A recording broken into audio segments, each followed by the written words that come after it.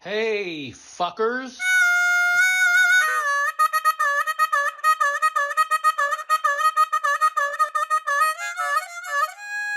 That's wrong.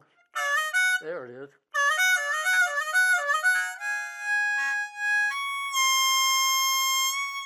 That's hard to do. I can't even teach anybody how to do that. I had people come to me giving them harmonica lessons. They all sucked. I picked this thing up in an hour, and, Really? and I wrote the part the harmonica bit for the kid on the way home from Chuck Levin's. I never played a harmonica in my life.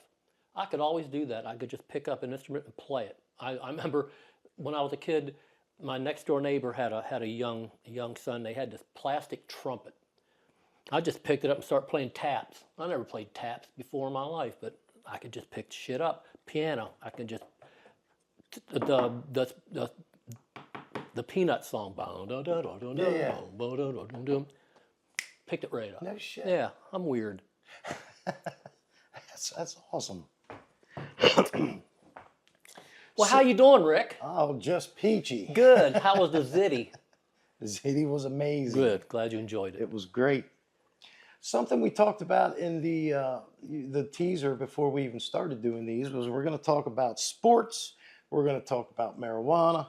We're going to talk about guns. We never talked about guns. I know. And we're not advocating marijuana, but we do like it. And you don't like it, that's your prerogative. I like it. It's legal, and I like it. So you got into guns, what about, well, seriously, what, about a year Well, ago? it's your fault because you come over here for dinner one night, you and Tracy, and you said, and just out of the blue, you said, you want to buy a gun? And I had just gone out with a friend, Scott Ford, who took me out, never shot a gun in my life. My parents, my father wasn't a hunter, none of my brothers were hunters, so I was the only boy in school on the first day of deer hunting. But he took me out and to a range and gave me a great tutorial, and the guy at the range gave me a great tutorial. And I was like, I really enjoyed it, but I didn't want to go out and buy like a $1,500 Glock. Right. And you come over and you said, this police department's getting rid of these guns. There's like 50 of them. They're like $200 each. And I'm like, ding. Yeah, I'll have a gun, Rick. Get me a gun. But I wanted to do it the right way. Yeah. I wanted to go through the training. I wanted to do the fingerprinting and go through all the authorization stuff that you have to do. I wanted to do it totally by the book. And I did, and it took a long time to complete all that stuff, but it was well worth it. And now I got a gun, and you and I go target practicing, and it's a hoot. And you're a natural with that, too.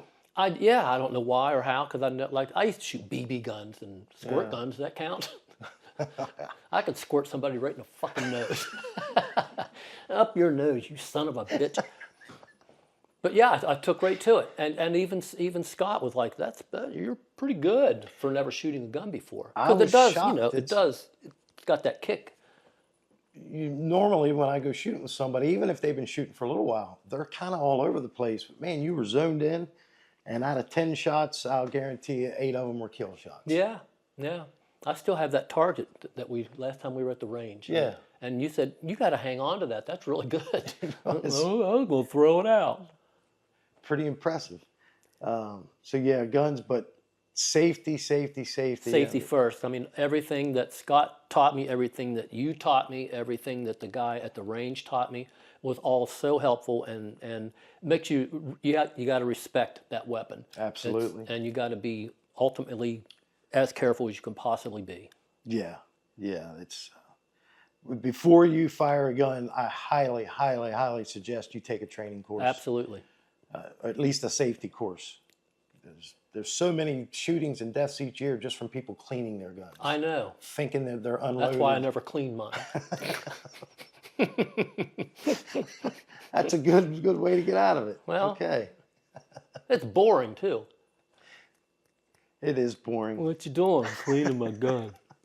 How long does that take? I don't know. I've never done it before. That's freaking great. Something else I wanted to talk about. Last summer I came over here and came on the back deck and you looked like Rocky Raccoon. Oh, Jesus. First thing I thought was, man, somebody Punch Steve. That same guy that punched Donnie, punched Steve. I don't even know the guy. I wasn't even in New Jersey. I had friends. I had Dean Kramer, Jeff Burrell and his wife, and Kelly. And just a couple friends got together that day.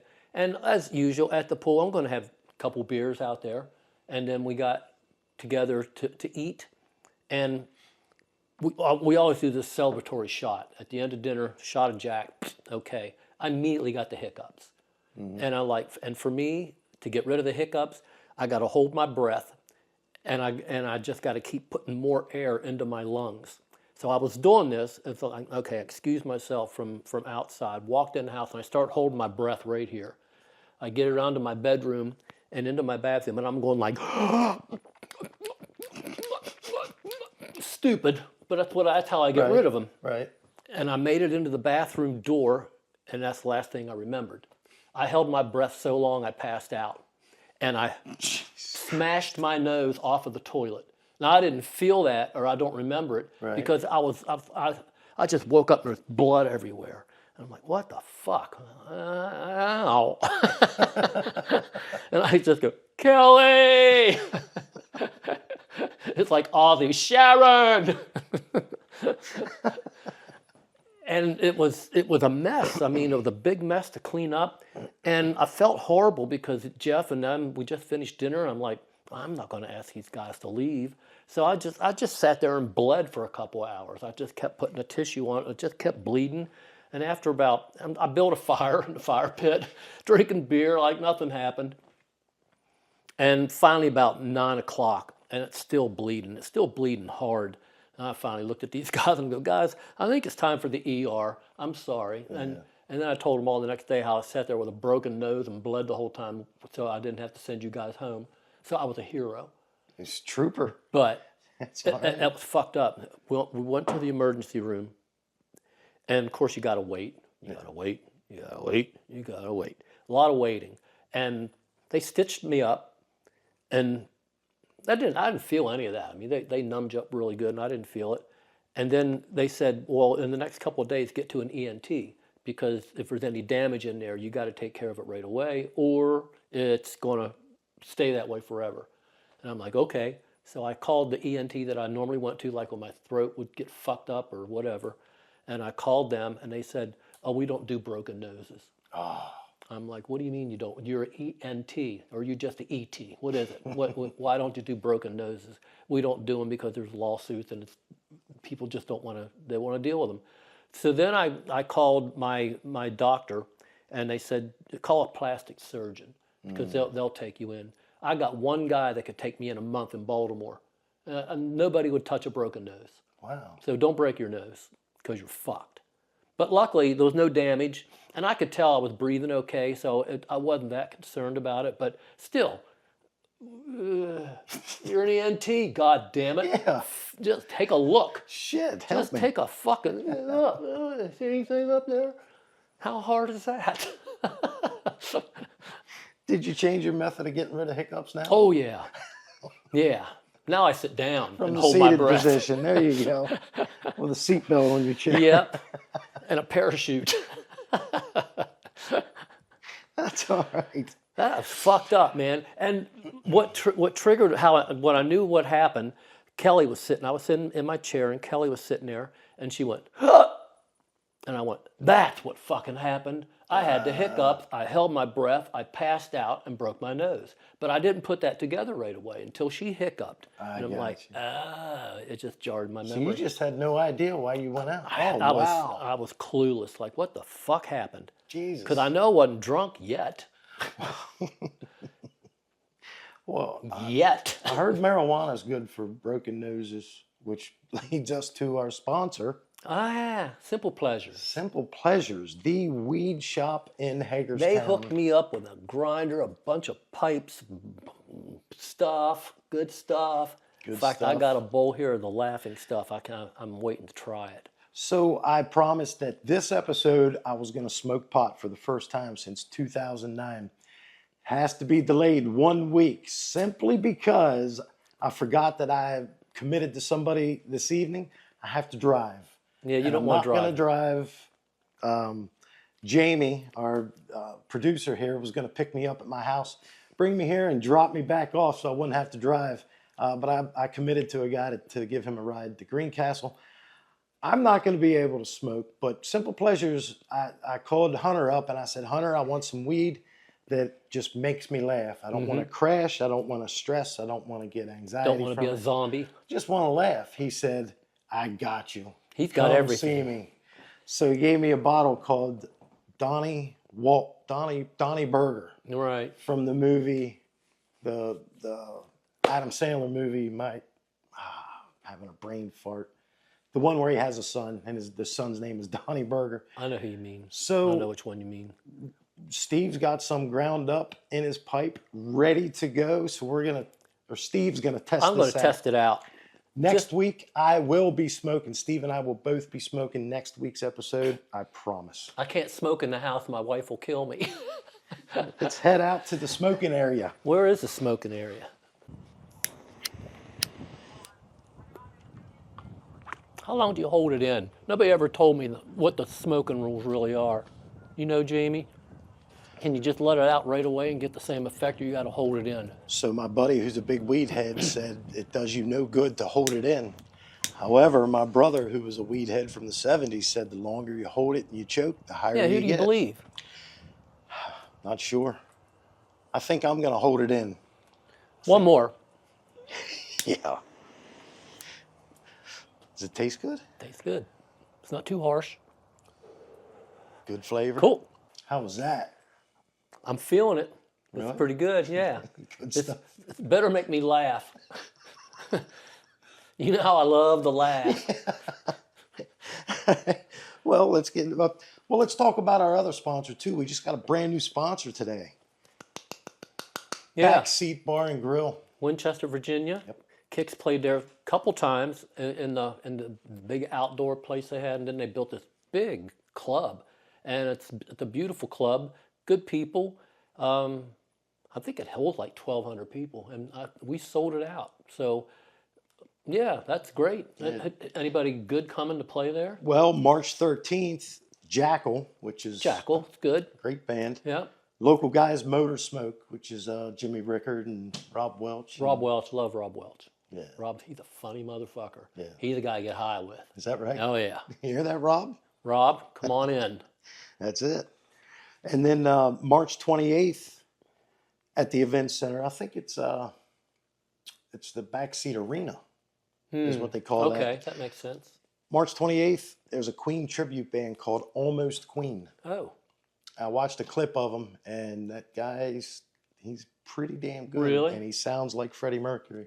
I'd be interested in seeing that. Yeah. I haven't seen a band since we stopped playing. No, that's not true. I went to see Bob Perry's son, Nicholas, play at the... What used to be what Stingers? used to be Stingers, Okay. right. Okay, that's And pretty right decent after I haul. cut my hair and got glasses, and nobody bothered me. There was a picture of you floating around social media that somebody took. Hmm. And they were, I don't know, maybe 20 feet away. And everybody was clamoring, that's not Steve, that's not Steve. Wow, it is Steve. That was the only picture of you since your haircut. The anonymity was great, but now we do this, so it's blown. It's gone. It's gone. You're seen more now than you were when you were in the band. Your microphone. Flip your mic. There you go. Sorry. Oh, all right.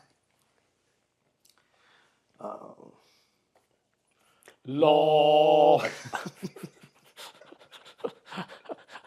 I love that.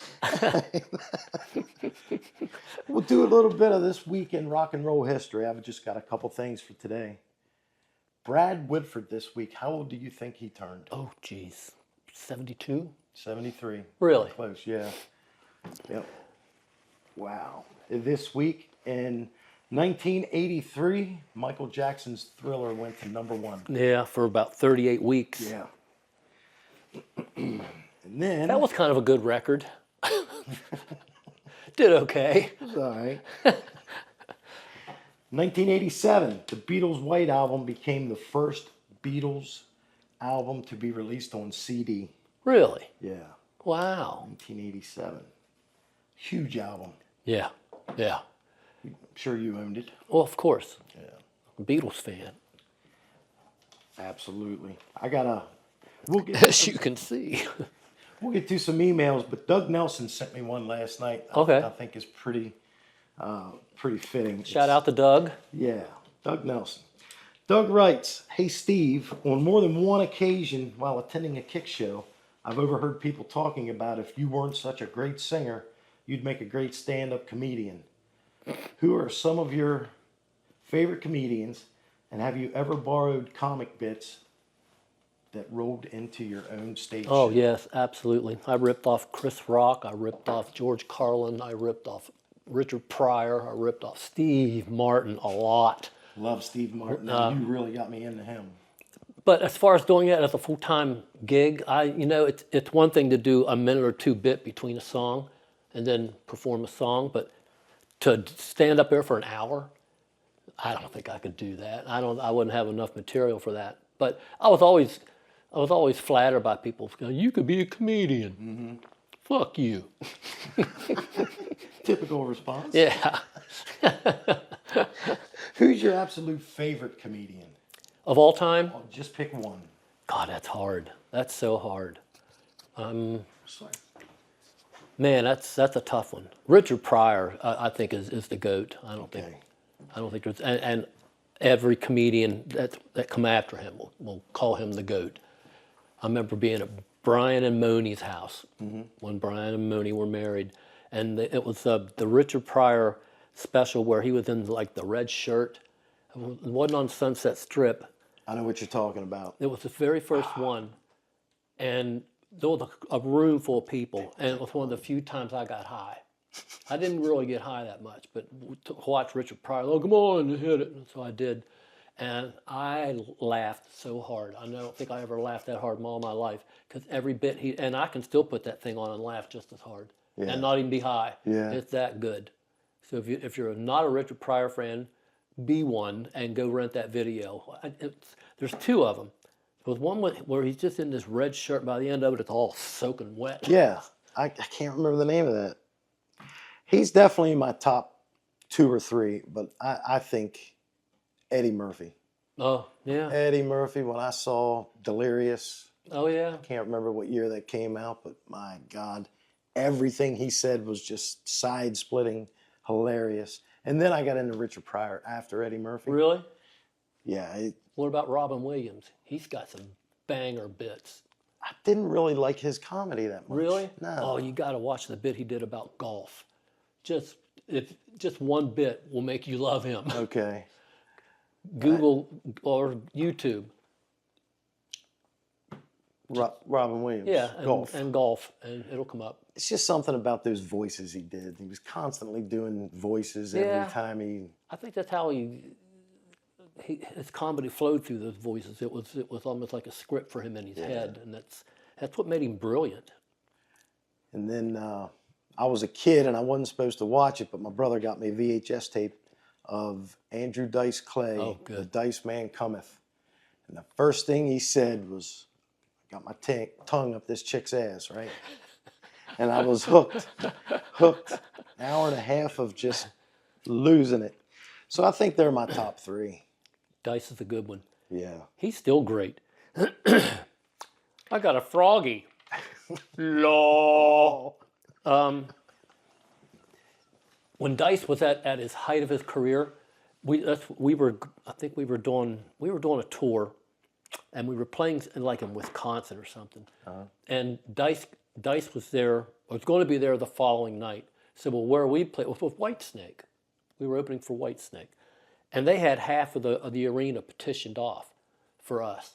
And the next night, because we had a day off, we went to see Dice, and that fucking place was packed, and that divider was gone. Yeah. So he was outselling Whitesnake. Wow. I know. So you went to that show? Yeah. Wow. Who was it that you guys saw on the second run of Kicks? I remember you guys all went to it. I think it was at a casino. It was either the day before or day after. Oh, maybe you didn't go. Maybe it was the other guys. Well, then I don't know. Short guy. I'm not going to be able to remember his name. Damn You're it. not even high. I know.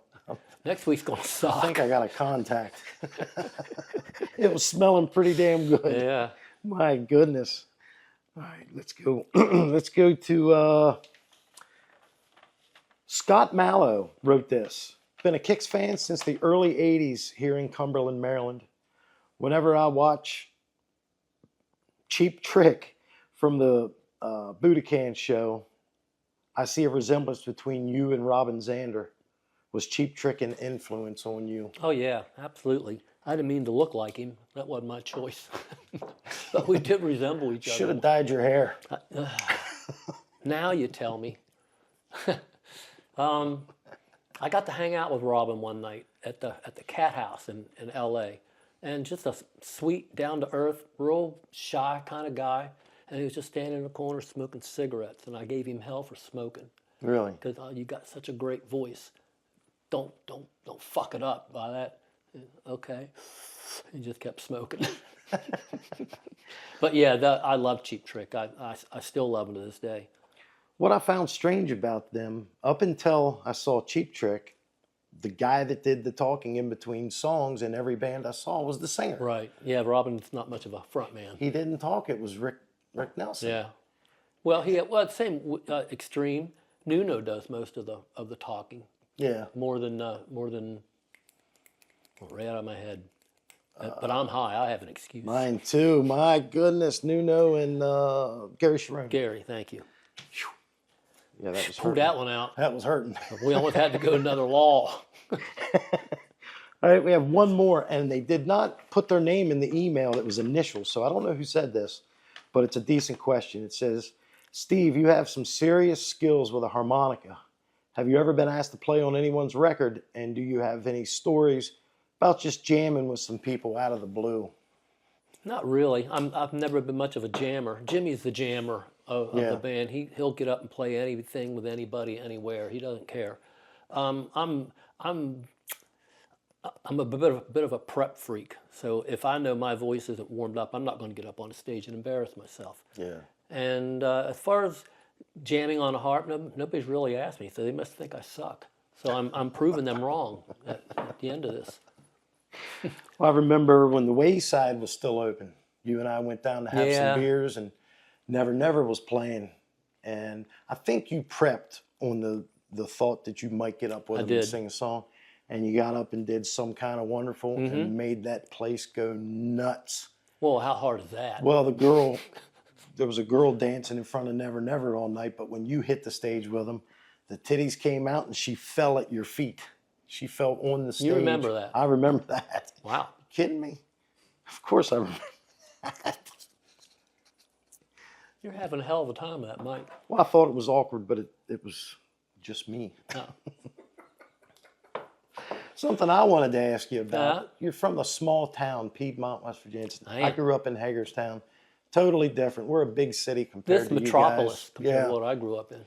So I know what we did as kids, go to the quarry and throw snowballs at cars and you do all this stuff. What did you guys do growing up in a small town, like with your old friends? We would burn down warehouses.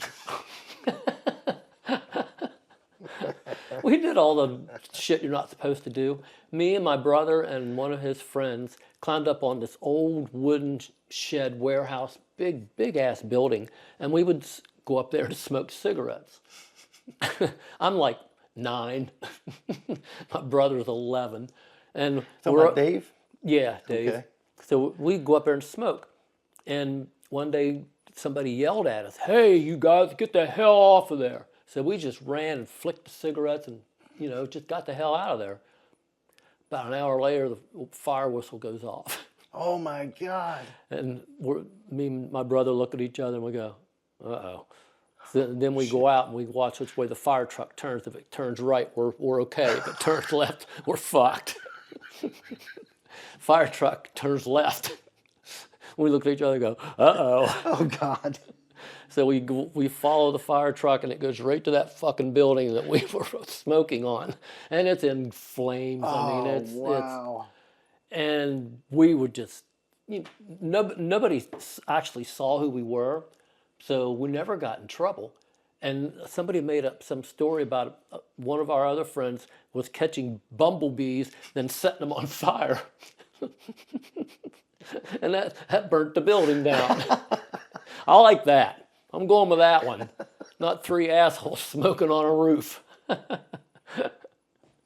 Did the police come? Did you? No, nope. We just lived with that. It was I couldn't. I didn't wow. sleep for weeks. I'll bet. I was just waiting for that. Mrs. Whiteman, your son is an arsonist. He's 9. Did you quit smoking? Hell no. A little incident like that. I'm no quitter. That's crazy. No, was there like a quarry or anything you guys would in the summertime go swimming at, or? Well, we had a big ass town pool. I mean, it was as big as a block. It was very cool, and that's where everybody went. And we had a swimming hole that we would go to sometimes. It had a very vulgar name that I can't repeat. Okay. It was those days, you know. Yeah, I mean, it was just normal kids growing up. We were out every day playing. We were playing baseball, football, basketball, whatever season was in. It was always pick-up stuff. I never got into an organized situation because I was into music more than I was into sports. Right. So, but I love to play. I love to watch. Yeah, we just did normal kid shit. You're growing up, remembering your kid time, late 60s, early 70s, Yep. right? Yep. 10 to 15 years old. Yep. And that just seems like you see in the movies, that's the coolest time where everybody would go do field parties and stay out Right. all night. And You start to feel like an adult, yeah, even though you're not even close. very freaking cool. What about, where would you see big bands? Would you have to travel to D.C. and Yeah. Baltimore? First, Okay. okay, this is a good one. All right. You just triggered something. Yeah, we had to go to the Capitol Center. There was nowhere, or go to Morgantown. I think the very first show I saw in an arena was the Doobie Brothers, and it was in Morgantown, West Virginia. It's the first time I ever got high, and I hated it. And I was doing an interview one time, and they were asking me, "When's the first time you got high? When's the first time you got laid? And what was your first concert?" It was the Doobie Brothers. I got high at the Doobie Brothers concerts. Some girl blew me after the show. Yes. Yes. All 3 same night. Yeah. Well, they call it a hat trick. Yeah. So getting to the other story, we went to the Capitol Center to see Kiss. And there was like 8 of us. I had one of these big, giant blue station wagons, you know, where the seat was backwards. People could look out the back. Oh, okay. It held like 10 people. And we're going to gas up in Westernport. All right. Nobody knows what that means. So we're gassing up. And I didn't know that the guy had actually stuck the nozzle in our tank and was pumping gas at the time. And I'm thinking, this fucking guy, because that's when they used to come out and pump your gas for you. Full serve. Yeah. And I'm thinking, this guy is not starting, and the people that I'm following just took off. I'm like, well, I got to stay with them because I don't know where the fuck I'm going. So I just pulled out, and I looked in the side view mirror, and that fucking gas No tank. way. Oh, shit. So obviously I stopped. And we went back and apologized and blah, blah, blah. And then I looked at my brother and I go, you drive. I made it like 3 miles. Oh, that's freaking great. What do you remember what year that was? I'm just curious to what Kiss Probably show. 74. 75. That's the year I was born. Yeah, I don't care.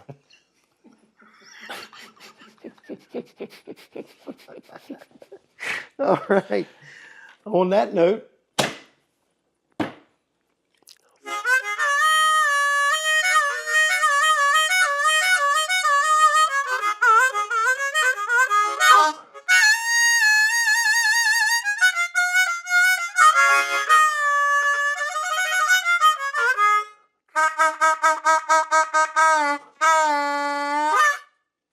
that's great. Isn't that fun? That's awesome. I'm parched. Ooh.